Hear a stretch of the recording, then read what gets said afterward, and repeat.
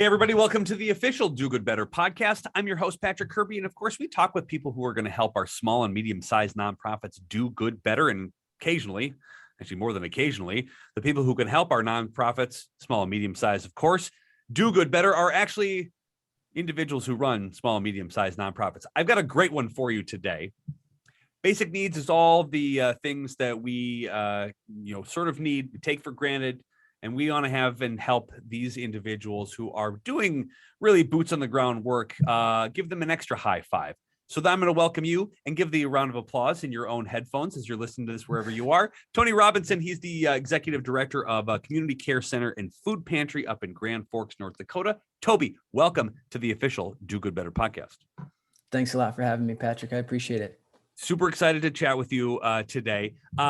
Even in the region, I didn't know enough to be dangerous before we chatted, before we set up this podcast thing. So as people are looking at iTunes and they're looking at Spotify and they find us on YouTube, why don't you give, before we kick off some of the serious questions, a 5,000-foot view on who you are, what you do, and why we're talking today? Very good, sir. Thank you.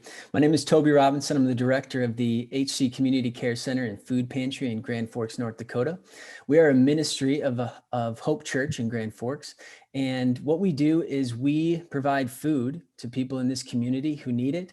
And we also provide one-on-one client care to connect them with other agencies in our community that can help them with those basic needs. Like you said, Patrick, we have a food pantry operations. That is the majority of what we do.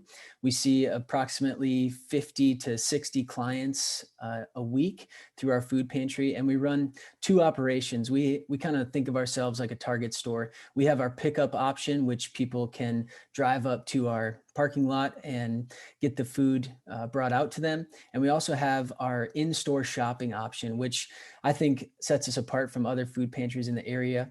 We provide client choice as they get to pick out items that they want and that their families will eat. And then we ultimately connect with individuals and hopefully make them feel seen, heard, and appreciated as we get them the food that they need. I love it. There is a sense of empowerment to walk through the aisles and choose for yourself and your family a little more than it is here's what is offered. And I love that as sort of making sure that people feel great in situations where they might not feel as great. So that's just fantastic. Yes. Have you seen an increase in need over the last couple of years as we're sort of like experiencing inflation and all sorts of crazy times? Definitely. In 2020, when COVID hit, we saw the highest numbers that we've seen since our start in 2018. We were up anywhere between 350 clients per month, and that was due to obviously what was going on in the world.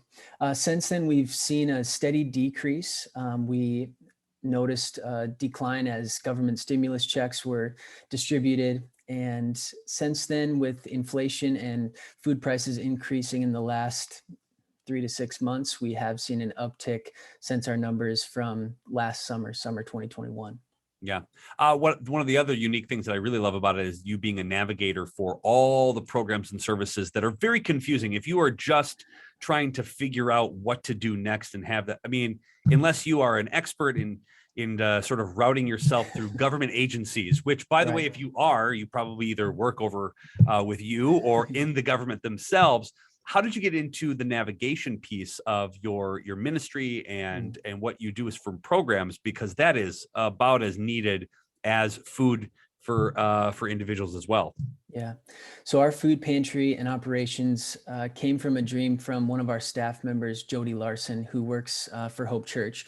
And she is the government organization, agency, paperwork wizard. She has all of that up in her brain, and she is down in our food pantry one day a week where she connects individually with clients to determine how we can better serve them outside of food. We handle the food things really, really well, but she has a knowledge base that is so extensive in terms of what other agencies in the community are offering, how to get people connected with those agencies, and then even with the individual paperwork for someone applying for housing assistance or electricity assistance. So we're very fortunate to have Jody on our staff, and it's great to see how her dream has now turned into reality with the care center, and how she's then connecting the clients that we serve with other agencies in our community. What a brilliant addition to programs and services, and what a wonderful way to build equity into individuals who have the ability to figure out that very confusing piece. As somebody who runs a nonprofit, it is, I'm sure it's never stressful. Joking aside, it's really one of the tougher components in the workforce, and I'm sure you've got plenty of them. But is there one story that sort of stands out that you remind yourself of, or you tell yourself during the more challenging times while leading a nonprofit? Yeah, there definitely are a lot that I come back to when I'm struggling through the wealth of emails that I get, or the day-to-day operations. I think one specifically sticks out. We were able to have our inaugural fundraising event. As I said, we started in 2018, and because of COVID and the necessary things that needed to be done with restrictions on group sizes, we weren't able to host a fundraising event until last November 2021. And as I was preparing for this event, our speaker emailed me about 3 days before and said, "I have COVID. I cannot come." And in that situation, I was just defeated. But I luckily was able to secure another speaker and comedian through the help of some of the staff members at Hope Church. And we had a fantastic event. It was a great night with a dessert bar and tons of attendees and community support. And in that event, we had the speaker do the ask, basically provide an opportunity for the members and attendees to give at that event. He was so bold as to ask me prior to the event what was a large need. And we pick up donations from local businesses like Walmart and Sam's Club 3 days a week. And we do that through these two very old cargo vans. And what I told him was, we're in need for a new cargo van. We have a couple vans that have 200,000+ miles on them. They could go at any time, and that would dramatically impact our food pantry operations. So he, like I said, was so bold to ask the audience, who's going to donate a van tonight? And lo and behold, we got a note that was given to our lead pastor that someone was going to donate a van. And that was huge for me. That was the largest individual gift that I've ever received as a director, fundraiser, nonprofit person. And it was just so filling to see that we were going to be able to continue operations successfully. And since that event, we've secured another van, and we feel really good about where we are in terms of getting the food from those businesses, getting it back to our food pantry, and then getting it out to the clients who need it. It's amazing how people want to give, but you'll never know unless you make an ask. I love that lesson. It's great. Yes. You've mentioned COVID. You mentioned sort of the challenges that come along with that. Mm-hmm. What currently is a big challenge that you are facing, and how are you dealing and overcoming some of that? Yeah. I think one of the challenges that we faced in 2021 was early on, when we weren't able to see clients inside of the food pantry. We were only running that pickup option in the parking lot. And that just created a lot of disconnect between our volunteers and also clients connecting with Jody and the volunteers that normally get to see them and walk them through the pantry, have conversations with them. So a challenge that has since diminished is when we reopened our pantry to clients. Basically, we did this in June of 2021. And what we did is we slowly, following guidelines, we reopened our food pantry to that in-store shopping option that I talked about. And what I saw and what excited me was the joy that was back on our volunteers' faces. We were no longer just putting boxes into trunks of vehicles, but we were connecting with clients one-on-one, again, making sure they're seen, heard, and appreciated. And I think that was well worth the effort that our assistant director and I put into reopening the pantry for shopping clients. I know this podcast aside, but being seen and being heard and being understood and having somebody be empathetic to you is so important from that face-to-face conversation. And again, if you're a nonprofit leader and you're thinking that's different than any donor relationship, no, same thing. There's such a power in that. And so I think a lot of people experience that too, regardless of the scale and scope and size of an organization, is that face-to-face sort of enthusiasm and joy you can see with somebody's eyes. It's a little different than over a screen. So I appreciate that. In your time since 2018, that's kind of you're a baby in the nonprofit realm, but that probably doesn't mean you haven't been learning a whole lot along the way. Is there a tip or a trick that you would give an organization who may be looking for a little bit of life advice as a leader of a nonprofit that you wish you knew when you were getting started, or that you just learned along the way that you want to pass on to others? I think I would say two things, Patrick.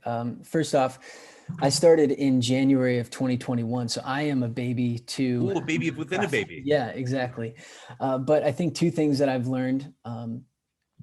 One is use your volunteers. Volunteers are there for a reason. They're not there to just watch you do the tasks that need to be done. And I had a hard time letting go of some of the tasks that I was doing and not delegating them to volunteers who had given of their time and energy to volunteer for our organization.